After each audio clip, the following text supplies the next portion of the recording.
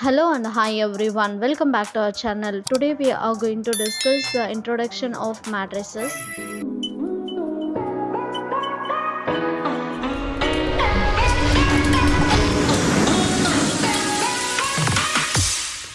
The knowledge of matrices is necessary in various branches of mathematics. Matrices are one of the most powerful tools in mathematics. This mathematical tool simplifies our work to a great extent when compared with other straightforward methods. The evolution of concept matrices is a result of an attempt to obtain compact and simple method solving systems of linear equations. Matrices are not only used as a representation of the coefficients in system of linear equations, but utility of matrices far exceed that use. Now we are going to discuss the applications of matrices. Where matrices used in our day-to-day life. Matrices or matrix is commonly used in mathematics. But have you thought about how important it is and where you can see it? Ever wondered where the word matrix came from? Matrix is actually a Latin word used for the whom. It is also used to express something that is formed or produced. Matrices are used a lot in our day-to-day life, but their applications are usually not discussed in class. Therefore, we have brought to you the importance and the applications through matrices in a simple form. Real-world applications of matrices. Matrices have the following uses in our day-to-day life. Encryption. Encryption, we used it to scramble data for security purpose. To encode and to decode this data, we need matrices. There is a key that helps encode and decode data which is generated by matrices. The next one,